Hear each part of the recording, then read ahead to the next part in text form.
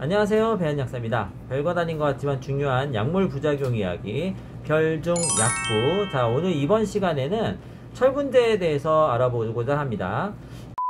철분제는 아무나 먹어도 될까요? 또는 철분제는 누가 먹어야 될까요? 뭐 이러한 부분들을 오늘 좀 말씀드리고자 하는데요. 일단 철분제의 경우에는 여성분들 같은 경우, 뭐 남성분들도 마찬가지지만 약간 어지러움증을 호소한다거나 뭔가 기운이 없다거나 뭐 집중이 좀 잘 안 된다거나 하는 경우에 얼굴이 좀 창백하다 하면은 철분제를 좀 먹어야 되는구나, 또는 철분제를 먹는 게 좋을까라는 생각들을 하실 것 같아요. 그래서 약국에 와서 이제 상담을 하실 때는 주로 이제 어지러움 증상을 호소하시는 분들이 이 철분제를 먹는 게 좋을 것 같냐, 뭐 이렇게 이제 물어보시는 분들이 많이 있습니다. 건강검진을 하고 난 다음에 철색소 수치가 좀 낮게 나오는 경우에도 병원에서 처방을 받지는 않지만 철분제를 복용하는 것이 좋다, 이렇게 권유를 받아서 드시는 분들도 계시죠. 그러면 이러한 철분이 부족해지면 어떠한 증상들이 생기느냐? 철분이 부족할 때 생기는 증상은 크게 세 가지로 구분하시면 가장 좋습니다. 첫 번째, 너무나 잘 알고 계신 것처럼 철분은 헤모글로빈이라고 하는 적혈구를 만들 때 가장 많이 사용이 됩니다. 때문에 만약 철분이 부족하게 되면 적혈구가 많이 만들어지지 않아서 혈액 자체가 붉은색이 덜해진다. 그러니까 혈액의 기능을 좀 잃게 된다, 이렇게 생각하시면 됩니다. 헤모글로빈의 가장 큰 기능은 역시 산소를 각각의 조직에 전달해 주는 것인데, 만약 헤모글로빈이 부족해지면 산소 전달이 잘 되지 않겠죠. 산소를 머리 쪽에서 많이 필요로 하기 때문에 산소가 떨어지게 되면 머리의 기능이 약간 떨어지게 되죠. 집중력도 저하되고, 그 다음에 어지러움증도 생길 수가 있고, 그리고 뭐 두통이라든지 이러한 증상들도 발생될 수가 있습니다. 뿐만 아니라 전신에 산소가 공급이 잘 안 되기 때문에 기능들을 다 잃게 돼서 뭐 무력증이라든지 이런 것들이 생기게 되죠. 아까 헤모글로빈은 약간 붉은색을 띈다고 말씀드렸는데요. 만약 이 붉은색이 줄어들면 창백한 피부색을 갖는다든지, 몸이 잘 추워진다든지, 혈액이 부족해지면서, 즉 산소량이 부족해지면서 심장은 바빠지죠. 심장이 바빠지니까 가슴이 둥거려진다든지, 이러한 증상들이 다 헤모글로빈, 즉 철분이 부족해서 그 빈혈 증세가 생기는 철결핍성 빈혈에 의해서 생길 수가 있습니다. 그리고 두 번째는요, 이 철분은 에너지 대사에 굉장히 깊게 관여하고 있습니다. 우리 몸에 에너지가 만들어질 때는 반드시 철분이 필요한데요, 철분이 부족해지면 에너지가 잘 안 만들어져요. 에너지라고 하면 우리가 이렇게 기운 내는 것만 생각할 수 있는데 그렇지가 않습니다. 조직이 만들어진다든지, 또는 뭐 면역체가 작용한다든지, 우리 몸의 모든 기능을 수행할 때는 전부 다 이 에너지를 필요로 하는데, 이 에너지가 떨어지게 되면 이러한 기능들이 전체적으로 무력해진다라고 보시면 돼요. 그래서 뭐 기운이 떨어진다든지, 무력감이 생긴다든지, 또는 뭐 면역력이 저하가 온다든지, 이러한 증상들이 다 발생할 수 있다고 보시면 되겠습니다. 세 번째는 상피 조직이라고 하는 이런 조직을 만드는데 철분이 반드시 필요하거든요. 그래서 철분이 부족해지면 이 조직이 약해지거나 변형이 오기 시작합니다. 그래서 점막이라든지 이런 곳이 쉽게 해진다든지, 구내염이 잘 생긴다든지, 피부염이 잘 생긴다든지, 또는 손톱 모양이 이상해지는 스푼형 손톱이라 그래서 손톱 모양이 이렇게 들려 올라가는 이러한 형태의 피부 조직의 변형이 생길 수 있다는 점을 좀 기억해 주시면 좋겠고, 그리고 뇌 신경 전달 물질 중에서 도파민이라고 하는 우리의 의욕을 이렇게 불러일으키는 이러한 신경 전달 물질을 만들어낼 때 바로 이 철분이 또 필요하거든요. 철분이 부족해지면 이러한 신경 전달 물질의 생성에도 문제가 생기기 때문에 약간 신경 정신과적인 문제가 발생하기도 합니다. 이러한 철분의 부족은 우리 몸에서 심각하게 받아들이게 되죠. 그래서 만약 철분이 많이 부족하게 되면 이식증이라 그래서 이상한 것을 막 입에다 대고 먹는, 뭐 흙을 주워 먹는다든지, 또는 뭐 이렇게 다른 것을 막 이렇게 먹지 못할 것들을 막 주워 먹는 이러한 증상들이 발생한다고 기억해 두시면 좋겠습니다. 그럼 이러한 철분은 뭐 누구나 다 먹는 것이냐? 뭐 그렇지는 않습니다. 철분이 굉장히 우리 몸에 많이 쌓이게 되면 독성으로 작용하게 됩니다. 그 철분 중독이라고 하는 증상인데요. 철분 중독이 걸리게 되면 간독성, 심각한 간독성이라든지, 또는 신장 독성을 일으킬 수도 있습니다.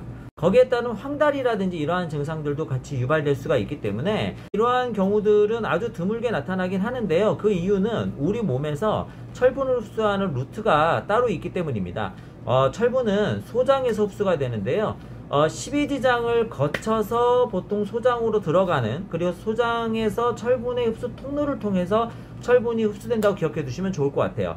그런데 이러한 철분이 흡수되는 기전으로 바뀔 때는 디사이클론 B라고 하는 이러한 효소가 활성화돼야 됩니다.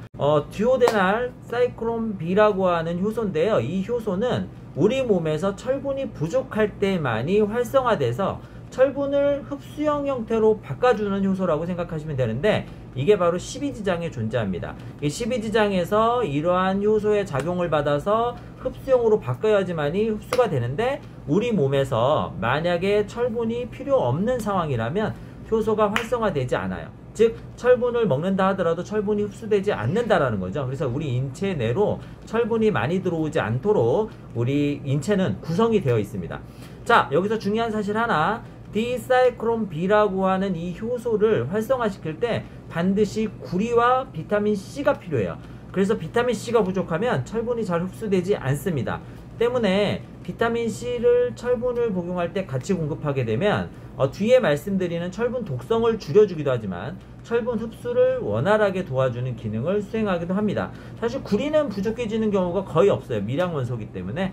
비타민 C는 우리 몸에서 빠져나가고 다시 합성이 되지 않는, 필수적으로 공급해야 되는 영양소이기 때문에 부족되는 경우가 많아요. 때문에 비타민 C는 1000ml짜리 정도를 꾸준하게 복용하시는 것도 건강상에 굉장히 이로울 수 있습니다. 이렇게 소장으로 내려간 철분은 소장의 철분 흡수 경로를 따라서 흡수가 되게 되어 있는데, 만약 내 몸에 철분이 필요하지 않은 상황이라면 이 소장의 흡수 경로가 차단되면서 철분이 충분히 흡수되지 않는 상태로 바뀌게 됩니다. 이때 소장 내에 철분이 많이 존재하게 되면 이 철분은 흡수형이 아닌 산화형의 형태로 바뀌게 되고, 산화형의 형태는 내 몸의 장점막을 공격할 수가 있어요.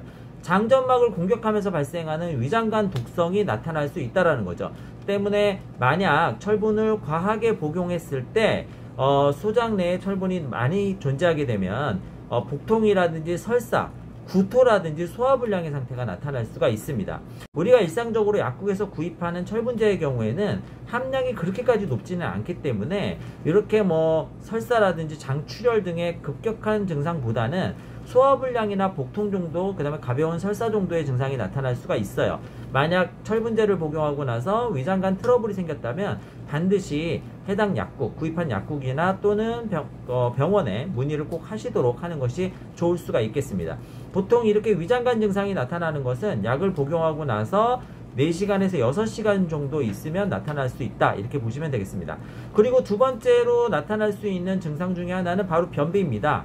철분제를 복용하고 나서 변비가 생기는 경우에는 장내에 흡수되지 않은 철분이 많이 존재하고 있는 상태라고 이해해 주시면 좋아요. 이 흡수되지 않은 철분은 어떠한 염을 형성해서 장내의 수분을 많이 줄여버리는 효과가 있게 됩니다. 때문에 장에 수분이 부족해져서 변비가 형성이 되는 것이거든요. 이러한 경우에도 역시 내 몸에 충분하게 철분이 존재한다는 것을 의미한다, 이렇게 보시면 돼요. 즉 철분제를 복용하고 나서 복통이라든지 소화불량이 형성된다거나 또는 변비가 형성된다면 일단 철분제를 중단해야 되는 상황이라고 보시면 될 것 같습니다. 어떠한 상황에서 내 몸에 철분이 너무나 많을까요? 철분은 지속적으로 손실되는 영양소이기 때문에 일반적으로 철분이 많지는 않습니다. 단 염증 반응이 나타난다거나 특히 세균 감염으로 인해서 내 몸에 혈액 내의 철분이 다른 이러한 인자들에게, 미생물들에게 사용될 때에는 우리 몸이 철분을 장내로, 간이라든지 이런 장내로 집어넣어버리고 혈액 안에 철분을 부족하게 만들어줘야 돼요. 그래야지 세균이라든지 이런 게 증식을 덜 하게 되기 때문에 내 몸에 염증 반응이 있을 때는 그 소장 내에서 철분이 흡수되지 않는 상황이 되게 됩니다. 즉 내가 감기에 걸렸다거나 또는 인후염이나 비염 또는 축농증 등의 호흡기 감염 등이 있을 때는 철분제를 복용하지 않는 것이 훨씬 더 내 몸에 이로울 수가 있습니다. 두 번째, 암처럼 이렇게 내 몸에 아주 안 좋은 그 신생물이 생겼을 때도 역시 마찬가지로 철분이 굉장히 걔네들이 많이 소유할 수가 있게 됩니다. 그래서 이럴 때도 역시 철분을 흡수되지 않도록 내 몸이 차단하는 경우들이 있게 돼요. 이때도 역시 소장 내에 철분이 많아지기 때문에 이럴 상황에서도 철분을 공급하는 것은 좋지 않을 수 있다. 이렇게 기억을 해두시면 좋을 것 같습니다. 어쨌든 철분이라고 하는 거는 반드시 내가 공급해 줘야 하는 영양소지만 내 몸에서는 철분이 많이 들어왔을 때는 독성으로 나타날 수 있기 때문에 차단하는 기전을 가지고 있다. 이러한 차단하는 기전은 위장관에서부터 내가 체크할 수 있기 때문에 혹시나 위장관에 문제가 생겼을 때는 철분 복용을 중단하는 것이 좋겠다라는 것을 기억해 두시면 좋습니다.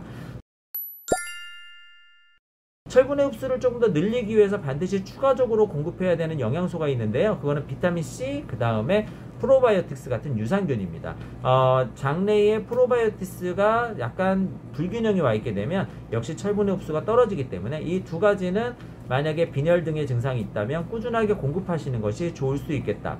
혹시나 다른 영양소, 아연이라든지 마그네슘 같은 대량의 미네랄이 들어있는 영양소를 공급하실 때는 철분과 흡수 경로가 동일하기 때문에 철분제는 이러한 제제하고는 한두 시간 정도 떼서 드시는 게 좋고, 만약 이러한 제제와 철분제를 같이 드시겠다면 햄철이라고 하는 햄철에 들어있는 철분은 햄철 이동 경로가 소장에 따로 있어서 다른 미네랄과 동시에 흡수될 수가 있기 때문에 혹시나 꼭 같이 드셔야 하는 제제라면 햄철 제제를 사용하시는 것이 좋을 수 있겠습니다.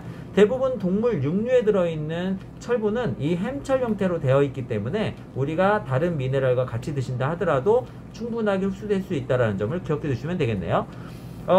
철분은 음식물과 같이 드셨을 때 음식물 안에 들어있는 여러가지 성분들과 서로 상호작용을 해서 흡수에 방해를 받을 수가 있습니다. 그래서 음식물을 섭취하는 것과는 시간 간격을 두고 철분제를 드시는 게 좋고요. 공복에 드시는 게 좋은데 이럴 때는 충분한 물에 드셔서 철분제 캡슐이 위장관 점막을 자극하지 않도록 도와주는 것도 좋은 방법일 수 있겠습니다. 다른 약물, 제산제라든지 이러한 것과 같이 드시게 되면 역시 철분의 흡수가 현저하게 떨어질 수 있으니까 이러한 약물들을 드실 때도 시간 간격을 지켜주시는 게 좋겠네요.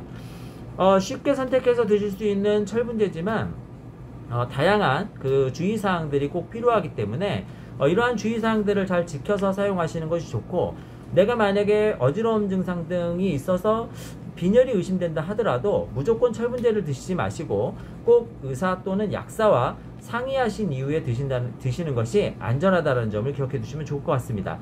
참고로 철분제를 드시면서 철분의 그 흡수율을 좀 더 높이고 효과를 높이기 위해서 한약제제인 사물탕 같은 조혈제라고 부르는 우리가 이러한 그 한약제제와 같이 드시는 것도 굉장히 효과를 높일 수가 있습니다.